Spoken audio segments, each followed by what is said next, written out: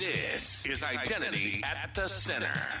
Okay, we're here at the IdentiBeer in Oslo, Norway. Are you laughing at me already? I'm just starting and Denise is already laughing at me. Hi, my name's Yanni. I'm here at IdentiBeer Oslo. And, there's one reason I came here. I'll leave it to you to figure out what it is. So, hi, my name is Stig Sivertsen. I've been in the identity space for 16 years, subject lead in the Central Bank of Norway, attending the IdentityBeer for the X amount of time, having a beer, having a good time with all my identity friends. So, thank you. Hi, I'm Clara Alba. I work as a security engineer for Space Norway. I have a little bit of experience in identity, and this is my first IdentiBeer. Hi, I'm Lars Reinhardsson. I'm an independent contractor in IAM. I've been there in the business for 25 years. I come to IdentiBeer here to see if I can find any interesting people to talk to, have some good ideas about IAM. And sometimes I find them. Hi, I'm Espen and I'm here because, what I do is IdentiBeer. And IAM, of course. You've been doing it for a while. I've been doing that for a while. It's been my 5th year. And yeah. He's the man. Everybody knows this guy. That's the benefit of starting something, right? Yeah. And if you look around here and you see that in the background, it's a nice place to be. A very friendly place to be. And that's really the nice thing with it, right? Everyone is so appreciative of being involved and being part of this. All right, so I'm here with my new friend Sarah from Zurich. Hello.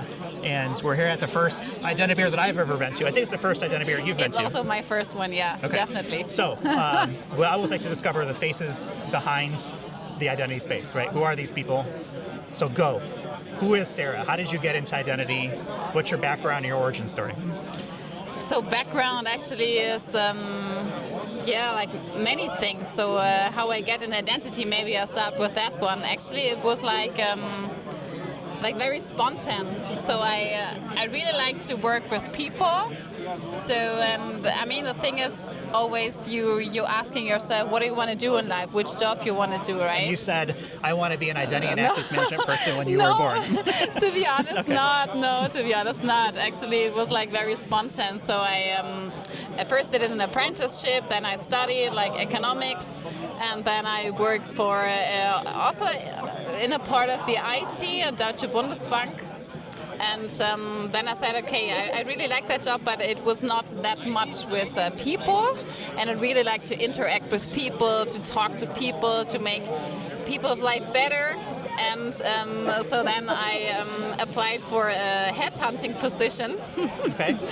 And one customer of myself was one smaller consulting company in Germany in identity.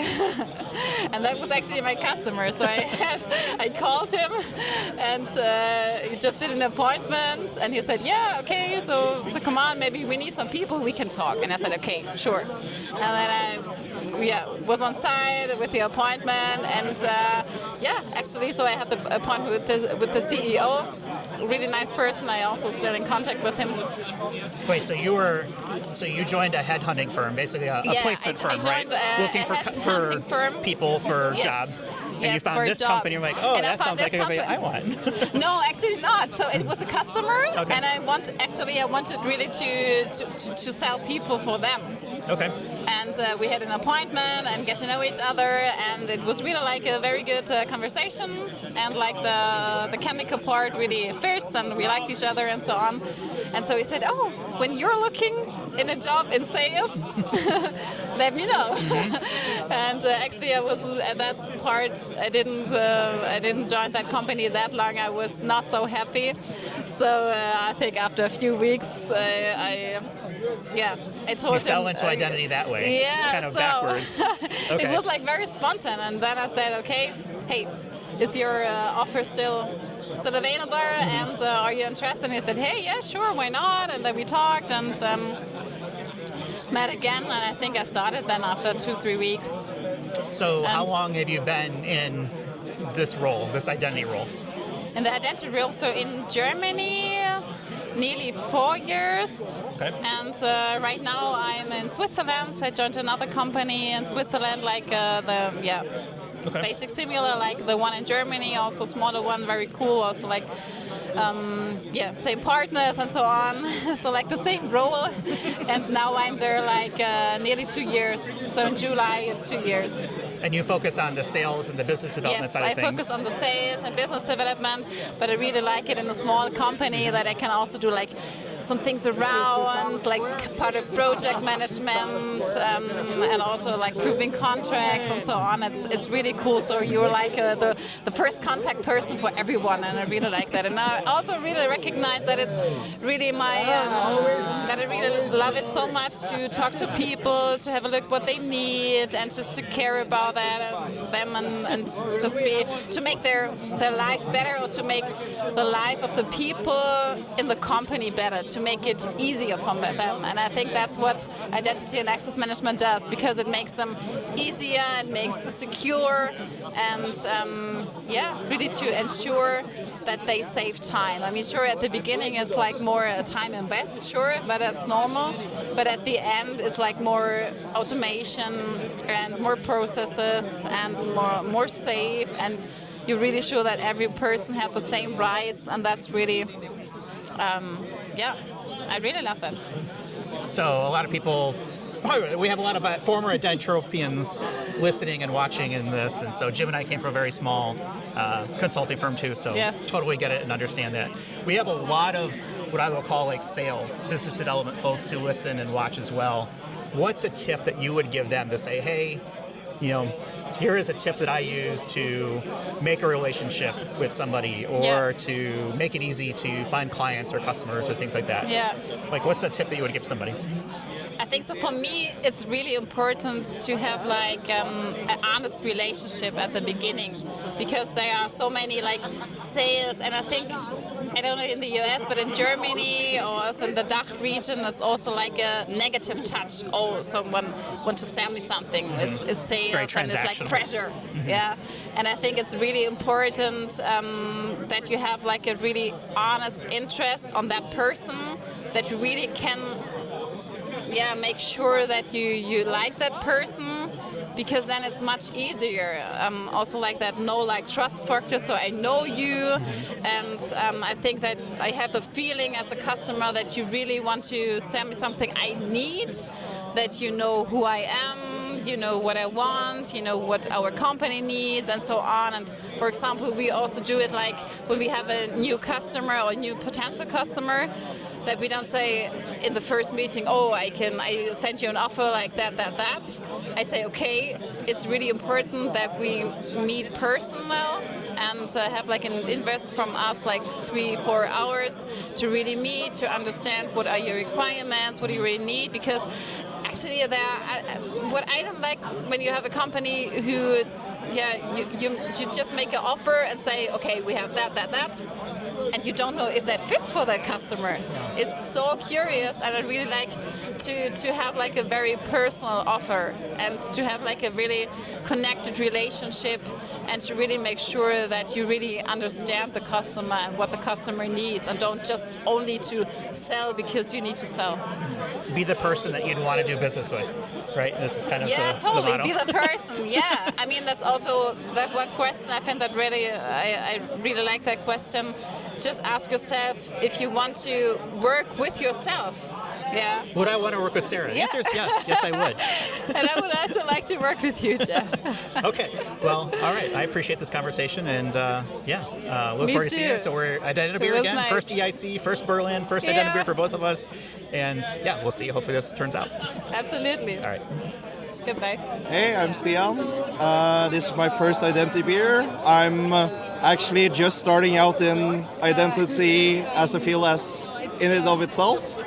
So just like trying to network, get to know people, know what identity is all about. So yeah. I'm Sigve. I'm as Stian here. I'm a newcomer to IdentiBeer. I work in Commando, which is an identity security company in the Nordics. Mostly I work with SailPoint. I also have a quite big footprint with CyberArk, so PAM, IAM stuff. And I was surprised that we are actually outside. I thought it was going to be some indoor event where somebody was going to present something, but here we are drinking beers. Oslo is a fantastic city. I have lived here for 40 years, and I think the best thing about it is that you can be a pedestrian. There is no cars in downtown.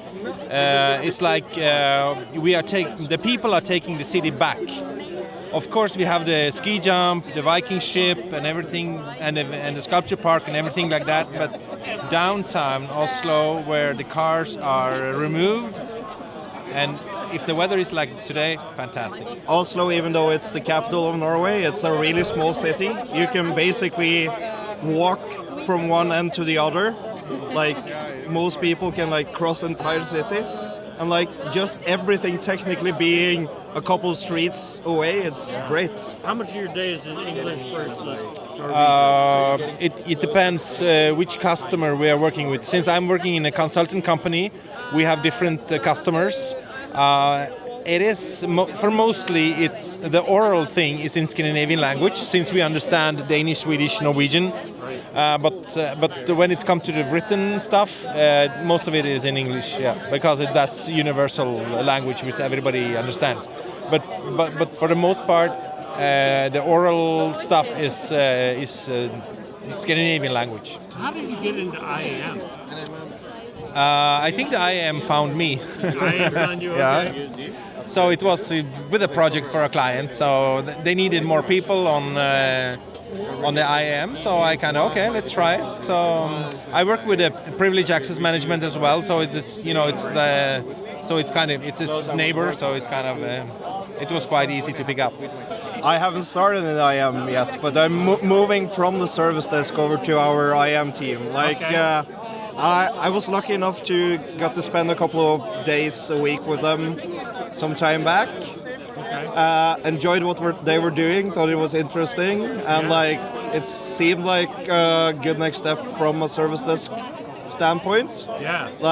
Because service desk is in a sense pretty much connected to the IAM part, right? Yeah. They are oh, for sure. Yeah, so try to get some of that customer experience, and you get kind of good at speaking the language of the customers, right? When you work in service desk, so try to get the IAM perspective over that way. Definitely, I think could be good. Yeah. Oh, absolutely. Show them that we aren't the enemy. We're actually their friends. We can help them automate things. We can make their lives easier. Yeah. So I think it will be cool. I like beer, and I like to speak to people. So then I thought it was a good opportunity to get to know other people within the field. All right, so another IdentiBeer conversation here, this time with our friend Espen, who we met a couple years ago, Jim and I, at karaoke in Identiverse, I think 3 years ago, whatever it was.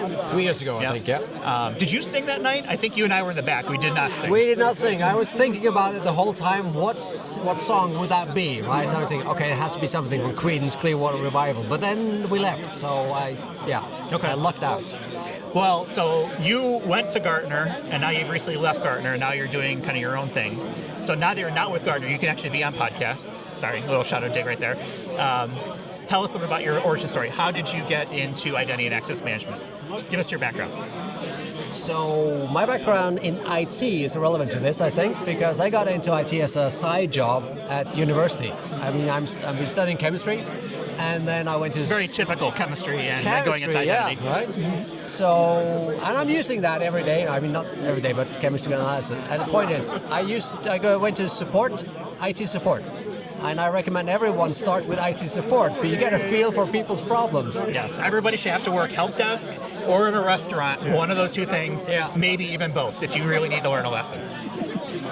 So I worked in a machine room, and I switched tapes for mainframes, and then I went into I was going to say Linux administration, but that was before Linux. I was a Solaris administrator, and then a DBA, and then at one point I came into contact with middleware. And I think that's something that other guests have been saying for in middleware. A lot of IAM is middleware. A lot of IAM happens in middleware. So the thing is, I was responsible for e-business for a large Norwegian company, and I realized we had this thing called the Oracle Internet Directory, which governed something called single sign-on.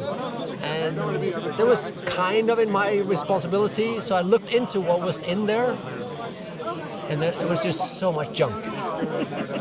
No one was, controlling what went into that thing. So I was troubleshooting, why isn't single sign-on working? And it was kind of obvious, right? So you started on the authentication side, I guess the directory side, right? If you're looking at Oracle Directory for that, or was it a different part of Oracle? So long before that, I was working with the middleware parts of authentication for the Oracle e-business suite. And that was just something that needed to be done. But I was still a DBA at that point, mainly in my own mind. And then I realized if we can get so much trouble and chaos and junk into central parts of the organization or the architecture in general, because no one really cares about this, then someone needs to care about that. So I started caring more and more, and this was around 2002, I think. And then I just realized there's so much more. And it's so essential. Oh, there's always something new to learn, right? What has kept you in identity all these years? Like, why stay in identity? It's a good question. One reason... maybe I don't want to be in identity. One reason is that there's so few of us, right? So it's a good place to be because it's a good career to have. Identity is so central, right? Would you say it's at the center? How central? It's at the center, depending on how you define identity, right? So access might be at the center, but you need identity to enable access. So if we do digital transformation, we need both of those, right? So I stayed in it because it's really core to everything that happens in society, and also, and you can see this in the background here, because of the community. It's a very cool community. It's a very cool community. And so let's talk about that, because this is my first IdentiBeer, but you're like the originator, I think, of this. And so we've kind of talked about some past episodes of, trying to get this to be more worldwide. And so let's get the message out there. Like, how do we turn IdentiBeer into like a global phenomenon? Because this is a great group. We have 100 people here, I think. I mean, obviously, cameras are shaking and there's a lot of background noise, stuff like that, but it's a very lively and fun environment. This is the biggest IdentiBeer so far. All right. So it's a new record. We had almost as many people 1 year ago in Oslo because we placed our IdentiBeer right after our conference, because we started doing conferences as well, right? This is what you can do. If you have this platform, then you collect the people and then you can do amazing stuff. Make it convenient. It's good. Your people are going to be here anyway. Like, let's get together and, talk. Yeah. And not in a salesy way, right? No, none of that stuff. So until the pandemic, in 2019 and 2020, 2021, we were just a Scandinavian phenomenon, right? And then we got in touch with Amsterdam, Martin Sandren, and when we enrolled them under the IdentiBeer umbrella, and then we had Sam moving up in London. So I think from that point on, the ball really started moving. So we had people contacting us. I mean, mainly they contact me or Sam or one of the others about how do we start a chapter, because people like the idea of IdentiBeer being vendor neutral. You're not beholden to any vendor. Your name doesn't go on an email list. It's a safe place. It's a safe place. I mean, and there's been so many meetups around the world with identity already. There's many places that have these meetups, but it turns out people really like the idea of something that's independent and is a safe space. So I don't have the count right now, but I think we are at least in 10 to 12 different countries, and in Canada and the US. Not that many in the US yet, but I mean, we have San Francisco is pretty regular. We're trying to start up in New York. I think Seattle might have one too. I feel like there's a nice concentration there. They have the ID Pro meetup. Okay. But I think they might be willing to rebrand under the IdentiBeer. Add some beer to it, and then it becomes IdentiBeer. Yeah. So why beer? Why not IdentiWine? Or what if you're someone like me who really doesn't drink? IdentiCoke or cola? We don't want to piss off any Very sponsors? relevant question. So for me, it had to be beer because beer and running are kind of my main hobbies, Okay. except for IM. But not at the same time. Or do you drink and run at the same time? No. Sometimes I run to get a drink. To get the drink at the end. And then I run back again. It's not that often. Burn those calories off. Yeah. It's a good combination. But we've been discussing this now and then. We could have done the Identity Tea, which has been a thing in Gartner. The UK guys, right? Right, yeah. And it's a good idea, but it's just the bandwidth of stuff, right? I want to, because I'm very, aware that there are people that for different reasons, many different reasons, won't go to an event for the beer. And IdentiBeer is about being inclusive to everyone. But mainly it's about, it's a different kind of logistics around doing those kind of events. And if we're stable enough and have been running, we do every month in Oslo, IdentiBeers. If we have enough organizers, I think we should try to do some identity coffees or identity brews. Identity brew in general. Huh? IdentiBev, like IdentiBeverage or something Identity like that. beverage, yeah. Something that, people can recognize is still IdentiBeer. But, so beer is mainly, it's easy to collect a lot of people around beer, though, right? I mean, evidence shows that. Obviously. Yeah, exactly. Everybody showed up for this one. Yeah. So, okay, I'm sold. I want to start up an IdentiBeer. What do I do? I mean, this is not like it's a mass, group effort, right? It's usually local. It's like, hey, it's just a bunch of people saying, hey, we're going to get together for a beer somewhere, and it could be an app, or I think there's somebody has something on GitHub. I mean, but you've got a website that's actually for this, that people can submit sort of where their chapter is going to be or whatever that's going to look like. You want to talk about that? Yeah, so it's in progress of being good enough, but the main purpose of the website is supposed to be the calendar that you can just at one glance just click and see what's the closest IdentiBeer chapter near me and when do they have a meetup next time. And then the other important part about it is to have a frequently asked questions that would answer how do I set up a chapter if I'm so inclined. Yeah. But mainly, and we're getting a charter out there, we're working on that at the moment. It's just we try to keep up with the growth here. Just get people to show up. That's the hardest part, right? And I had a couple of conversations this evening about people saying that they want to start up in their home cities. So that's cool. What we typically do is just say, reach out to me, just on LinkedIn, for example, and say, well, how do we go about? And what I typically tell them, people we have meetings with, is just tips about getting started, what to do and what not to do. But there are some principles, because we need to keep it vendor neutral in general, because they cannot call it an IdentiBeer if it's not like that, right? Yeah. So I've had representatives from companies that shall not be named right now that said, hey, we really want to do this in this city. Yeah. And it turns out that the 4 people in the call with me were all from that same company. And they try to turn like a sponsored event type thing, and that's just a different. Yeah, and it's good for them. Yeah. So when I say, well, you have to invite at least one other company over time to be in your group with you, and then he said, oh, that's not quite what we want to, right? Okay, well, do your own thing then, right? Yeah, exactly. Just not call it IdentiBeer, but we can collaborate. Yeah, right. Okay. Well, this is fantastic. My first, hopefully not my last. Now, I'm in a small market in the U.S., Asheville, so I don't even know if there's anybody else in identity in Asheville. I got to think there's at least 1 or 2. We'll have to see, yeah. If you're in Asheville, North Carolina, and you want to stop on IdentiBeer with me, let me know. Hit me up on LinkedIn. I don't know if there's anybody out there. Otherwise, it'd be very lonely. It'll just be me drinking alone in my house. Sometimes it takes a few months to grow it from 2 to 3 people to 10. Well, what I can say about it, it's really not much work. It's really easy. It's basically just setting up like a date and time and say, hey, we're going to be here. And everybody kind of pays their own way. This is not like it's a membership fee or anything like that. It's just, hey, we're getting together and talk, like individuals. And I don't know if there's actually any identity talk happening. It seems like most people are just talking about anything except identity, which is fine, right? That's kind of the whole point, is to have conversations about anything and everything, but get people in the community together. I've definitely had a lot of interesting conversations about identity at these events, right? Because I get to talk to people that use identity in different ways, and then you just get to qualify whether they use it in the ways that I thought they should, and so on. So plus, you're meeting new people, and you're seeing their viewpoints and understanding their positions. And it's, something like this is great, where we're tied to the EIC conference where there's a lot of people that I recognize, a lot of people I don't, meeting for the first time and having new conversations and things like that, which is super cool. So that's one of the things that I want for the future is that if you go to an Identity conference anywhere, then there's an IdentiBeer after or before. So let's get one for Identiverse. I mean, we're all going to be there in a couple of weeks, right? Yeah. Who do we have to throw down the gauntlet to? Like, what do we need to have happen to have like an official IdentiBeer at Identiverse, or is it already in place?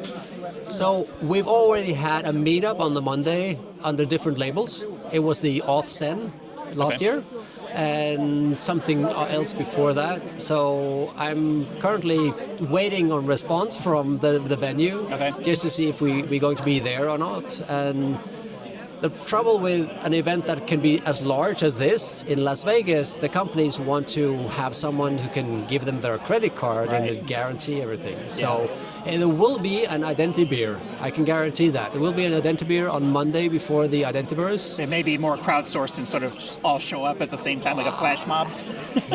Maybe, right? Because which is totally fine. Yeah. So either we do it at the Mandalay, at the Irish pub, but I think the plan A is to do it at the Brewdog. Okay. Because Brewdog has lots of space and they have this terrace around the strip. Okay. And I want to do that from 4 p.m. and onwards, so everyone who gets into town on that day can just go to the IdentiBeer as a reception. And just be kind of a revolving, kind of open spot where people can go to. Yeah. That's very cool. All right, well, this has been a lot of fun. So, hats off to you. Congratulations. I mean, this is, quite the success here. I'm really proud of the community. Yeah. So, all right, it's good talking to you. We're gonna get more drinks and more food. My name is Bjørn, for everyone not speaking Norwegian. Working in Norway. Been working with identity and access management for a bit more than 20 years. Working right now in a smaller boutique company called Commando. And I'm here at IdentityBeer to meet my friends and colleagues and enjoying the sunshine for once. So I'm born in Nepal, as you can see. And I've been traveled quite a lot in my life, most of the continents. Norway is one of my favorite places because of the relaxed working community. Meaning that we work together, even though we compete outside of these nice venues where we drink beer. We have good relationships. We can, without any challenge, talk to anyone here, even though tomorrow morning we will be in a tough competition for some client or something like that. It's a very open and including company and country. Yeah, it picked me. So I started working with normal kind of operations back in 98, 99. And then I worked with, like in the early days, we built one of the first net banks back in Norway. And we started with access management. A lot of the people that have been working 20 plus years started with IBM, ISAMs and all those kind of technologies. So we built up one of the best, I would say, still really one of the best net banks in the world at that time in 99, 2000 on ISAM.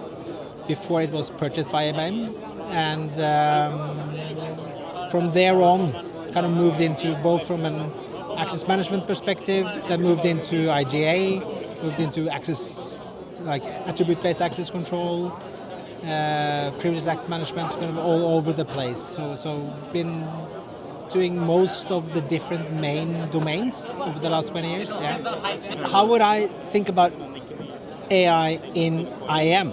And I have to say, I'm always interested in the new kind of technologies that comes in, new standards, new products, new capabilities, and I'm really kind of baffled by some of the new tech. Like you have, and I'll just do some product mentions, even though it is no kind of thing related to me, but I am ones doing really good AI on top of legacy or kind of old school or existing IGA tools, where you have like the native language. People are used to using chatbot, they're starting to using Copilot, and they can talk to an actual tool that just delivers immediate response. And I think it's kind of baffling. I see all the different type of vendors starting to build their own solutions, and it's going to completely explode on how you interface with a different type of people. So the different, if you're administrator, you'll get the kind of the interface of an administrator. If you're end user, you get the interface of an end user. And in addition to that, of course, everyone talk about agentic AI and how that's going to influence things and how to manage what you should be accessing and what shouldn't be accessed by an AI agent. But I still think it's like we're going to reduce the kind of knowledge need. Kind of removing a lot of the first 2, 3, 5 years of experience because you can get that for free, and then it's more like understanding business, understanding actual what do you want to accomplish more than the technology, right? My name is Gunnar. I work in a consultant rig called Advancia. I got into IAM a few years ago, in 2007. Basically, it picked me. I thought security was fun. IAM was a way into the security. Really good way to get into all of the good stuff that IAM can offer. Everything about programming, integration, but later on, what's caught my interest and made me stay is basically the business side of it. To me, identity is the way into security. It is the trust part, it is the compliance part, and it is the governance part. To me, the thing that excites me the most about identity is that no day is the same. It's affected by everything. And it affects everything around itself. So when we talk about AI, for example, you have a huge privacy issue. That is part of identity core. And if you have ever tried to de-anonymize someone, you have done that through identity functions. And you can do that also through identity management functions. It is basically the same. It's the same, different sides of the same coin, basically. The hardest problems I've ever solved with identity have always been within the organization. It has been related to education. It's related to audit and governance, always. It is making the management understand why a password policy is important. It has been making the connection between something as simple as the authentication rings within the Linux kernel, to top management of an organization. How does it actually affect each other and why? I worked as chief architect, lead architect for several projects. I worked as identity lead and different types of project leads. I also worked as a programmer within identity management projects. My specialty within IT is from embedded system sites and advanced Unix programming, AI, and to me the lead up to identity isn't really important. It's that you have a lead up. You have a base to stand on. It might be business and it might be IT. To me, the core lead up was integration and very low level understanding of an operating system as well as normal master's degree. Oh, the shirt. Yeah, it's so I started job search around December, and I figured I was so bored with seeing everybody on LinkedIn going, hey, I'm unemployed, I'm looking for work, hashtag looking for work. It's so generic. Yeah, exactly. So I was like, that doesn't tell anything about who or what I am. So I was like, okay, here's who and what I am. I'm an old IAM warhorse. I've seen it all, I've done it all. So I figure, let's just advertise that with a little bit of sense of humor. I don't know if it worked, but I got a job now. Okay, so this is our largest group yet at IdentiBeer here in Berlin, Germany. So I'm going to ask the question is, how did you get into identity? Well, first of all, what's your name? Where are you from? And then how did you get into identity? So we'll start with you. We'll just take the microphone and just kind of pass it along and we'll go from there. Thank you. Well, I'm Wolf. I'm actually a native from Berlin. I'm now the Chief Commercial Officer from Allurity, and I got into identity almost by accident. I think identity has for a long time been the most undervalued and almost overlooked part of cybersecurity, but it is so important as now more and more of my clients are struggling with their cloud migration, with their S4HANA cloud migration. The rise forces them to clean up their identity, and all of a sudden this is the core and the most important part of any digital transformation. And here I am at IdentiBeer, really enjoying myself and eager to learn more about identity. Is this your first IdentiBeer? It certainly is. Okay, mine too. How many people have been to IdentiBeer before? Probably have a microphone. All right, so a couple of people have been to IdentiBeers. Okay, cool. Okay, so let's go down here. Hello. What was the question? Who are you? Who are you? And what would you say you do around here? Sam Evans. Where are you from? Born in England. Okay. Now based in Lisbon, in Portugal. How did I get into identity? I fell into it. I was in IT 23 years ago. Wires and boxes. and then I got into recruitment. And that was 20 years ago. And I looked at the room, and everyone was recruiting for COBOL Kicks, DB2, Delphi, all these different strange languages. And then I come across I think it was role-based access control opportunity. Oh, you picked something easy. But there was no one about that was recruiting for it or could recruit for it. And I thought, I'd like to pick a little niche. And then that's what I'd done. So I started working the network and finding people in that industry. And built quite a big phone book and a little black book, and started putting people into jobs and into roles and building teams, and that was the origins of it. Yeah. That's pretty cool. Yeah. 23 years. 20 years. 20 years. Yeah. Why do you stay in identity for so long? It's a niche, and it's failed for 20 years. The same problem that we had 20 years ago is still prominent today. It's a skill shortage. Why are we not doing more to educate? And to Wolf's point earlier, the fact that we're calling it identity security now is a great thing, because it means that we're weaving it into the fabric of security, and it's getting the place that it should have. The fact that we're talking about a CIDO role, meaning that identity gets a seat at the top table. And it's here to stay, it's going nowhere. So, and all of that little black book that I was talking about, for me, people make projects, good people. 50% of projects are failing. How do we stop that? So there's a lot of improvement that needs to happen, and I want to play a role in helping with education, awareness, and growth of all of that. So. Well, you're definitely playing a role here, definitely drinking beer. That's probably the primary role right now. I could do that as well. All right, let's go down to the next.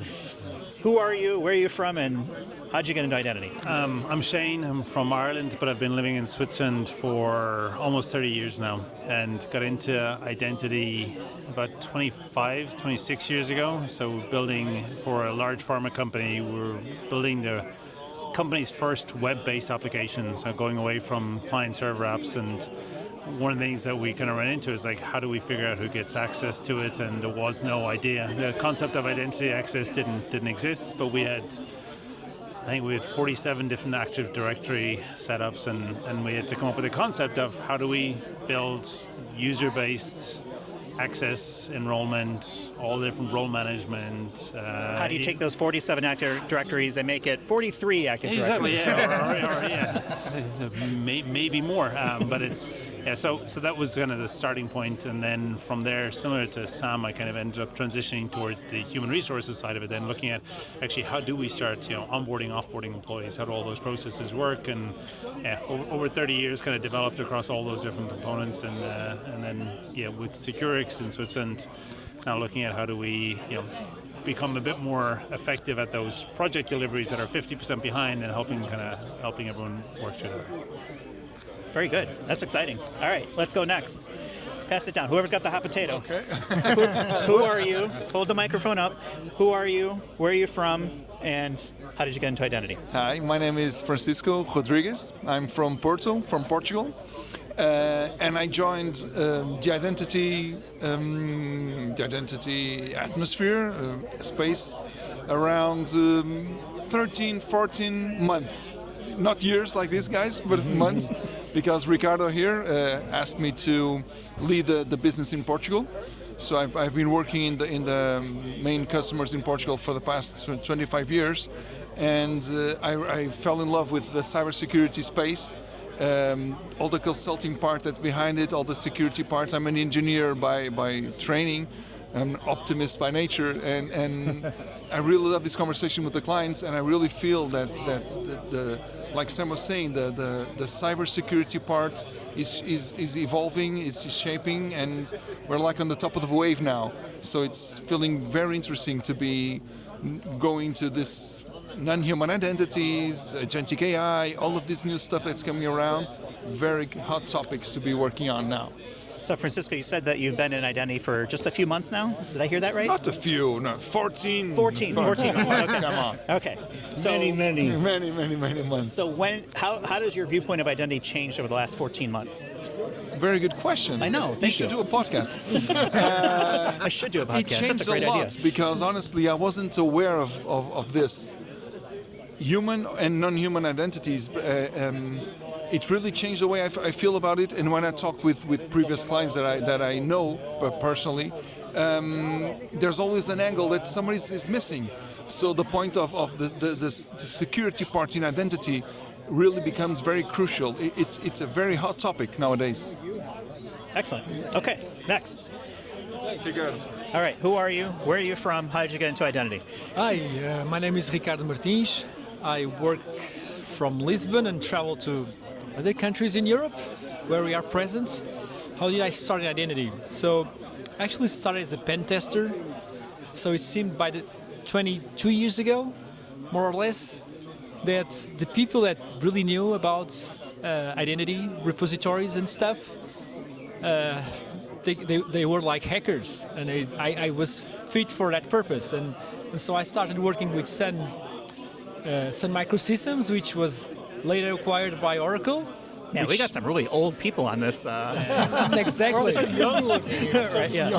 And good looking as well, right? So, no, but the point was, I did start like with Sun, and then the reason why I was chosen to do that was because I used to do a lot of hacking on Sun LDAP and identity systems. So I was a good fit for purpose on that role. Yeah, that was it. That's pretty cool. So that shift from basically offensive, right, attacking things, what was something that you was like, oh, I'm definitely going to get into this because this identity thing wasn't done? Like what I'm thinking about here is like a control. Was it like MFA? Was it like a bad password? Was it like what was your like? These guys don't know what they're doing. The reality, and actually 10 years after, was, and I believe it still is, with some colleagues actually doing that, is that you can actually start. You can go and work on a company, and 2 days later, you can be the administrator of the Active Directory. So 48 hours, it's actually quite common. So, and when you do like red team and you actually try to do that, that's actually still the case. So it's different technologies, different solutions, different problems. But at the end of the day, you can still gather all the identity information of everyone inside an organization, and then can be done externally and internally. So it's still pretty scary. So it's still a big problem. So still lots of things to do. Okay, well, you're just a real fountain of joy. Appreciate it. That's my pleasure. My pleasure. All right, let's pass it down. All right. Who are you? Where are you from? And how'd you get into identity? Hi, my name is Gabriel. I work for Securix as a CRO, and we are part of the wonderful Allurity family. And I'm from Switzerland. Okay, so that was very brief. All right, let's go to the next person. No, I don't. Okay. I don't told you why I'm in identity. Okay. Oh yeah. So why are you in identity? So, yeah, I'm in identity. To be honest, it's like a by accident. But when I was in, I liked it, and I stayed now for more than 10 years. It chose you. It chose you. Yeah, identity chose you, right? Yeah, that's been my standing theory for 6 years now. So what keeps you in identity? Yeah, for me, identity is the central point of everything when it comes to any processes in IT teams, in IT-driven companies, and we need to more focus on identity because it's a central point of everything. Well, you can't use Identity Center. That's trademark, so find something else to say. All right, let's go to the next person, all the way down at the very end. Who are you? Where are you from? And how did you get into identity? Okay. My name is Christopher. I'm from America, or the U.S. Where in America? Pennsylvania. Okay. So all right. northeast. So Eagles? Northeast. So you Eagles fan? You have to be a Steelers fan if you're from fan. Pittsburgh. Oh, Pittsburgh. I didn't hear that part. Okay, Sorry. yeah. I don't know if I said well, that then I'm or very not, sorry. but by the way, I'm not a Steelers fan. That's okay. But I got into IAM, or Identity Security, about 7 years ago. I worked for a financial institution in the U.S. And yeah, I mean, identity is the main focus point. And internal security is just as important as cybersecurity. And this is why I got into it, is to learn a lot about identities and how to protect them. And yeah, absolutely. What's the hardest thing about identity from your perspective? What is the hardest thing about identity? The person, right? Like, I mean, individual the human. people. Yeah, exactly. You know, you can teach people, but if they don't listen, then yeah, I mean, you can't. Humans are going to human. Exactly. Absolutely. All right, so let's do a quick cheers here. Thank you all for joining us here. Thank you for being at IdentiBeer. Thank you, thank you, thank you. Cheers, cheers, cheers. Cheers. All right, salute. Thank you, everybody. I will pass it down. Yeah. You've been listening to Identity at the Center. We hope you've enjoyed the show. Make sure to like, rate, and review. And we'll be back soon. But in the meantime, hit the website at identityatthecenter.com. See you next time on Identity at the Center.